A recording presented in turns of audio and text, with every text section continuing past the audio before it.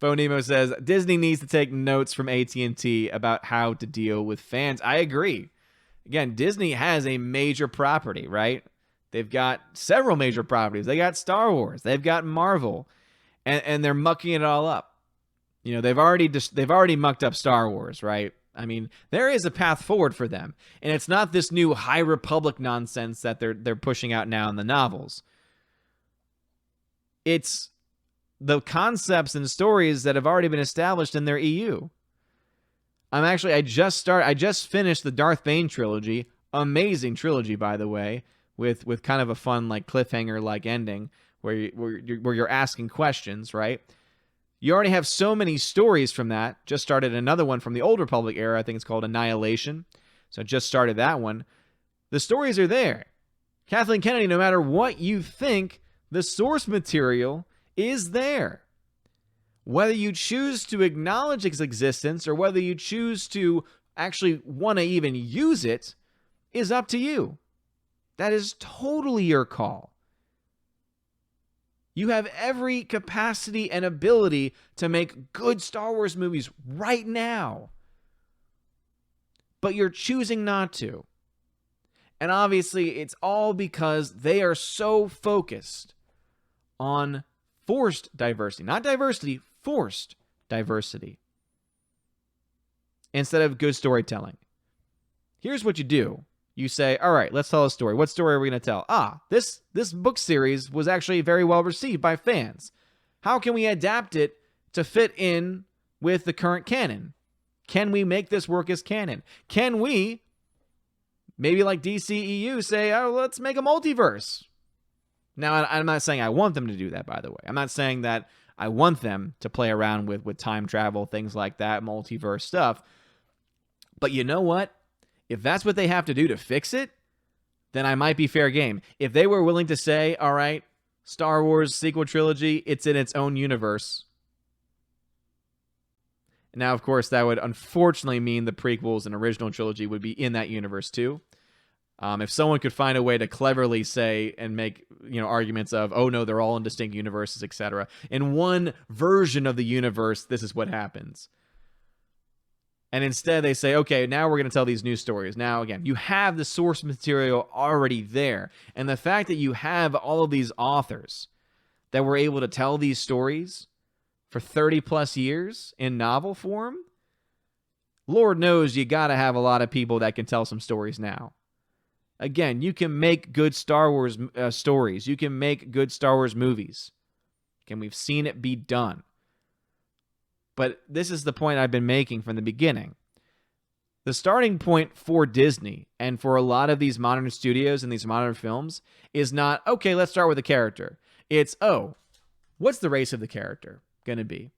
What's the gender of the character going to be? Okay, that's our starting off point. What's the story around that character going to be? Doesn't matter. As long as this is the focus, as long as we get this one point, that's what matters. That's not how you write a story. You say, all right, let me start writing.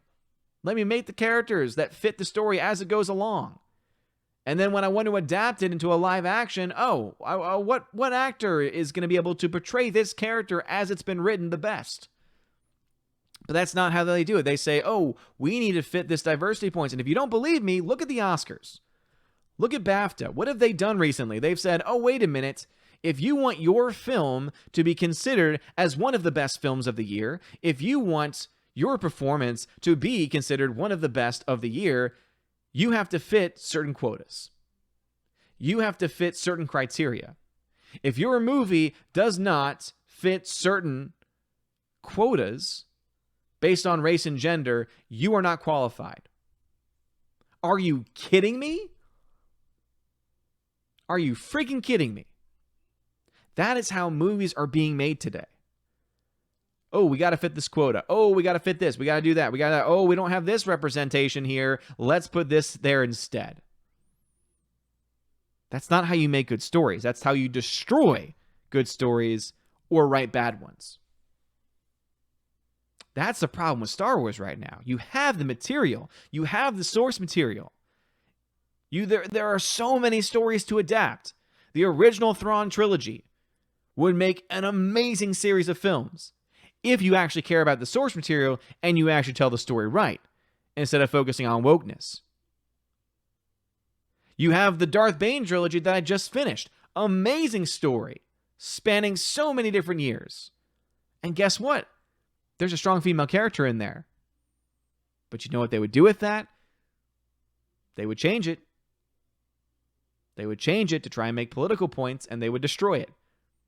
Story's still there, though. Could definitely be adapted. But they're choosing not to. They're choosing not to tell good stories. Because as we saw on that whiteboard not too long ago, what is one of their focuses? One of their points? What is part of the game plan for the future? Diversity.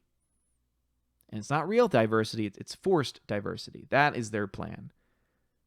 That is their ultimate.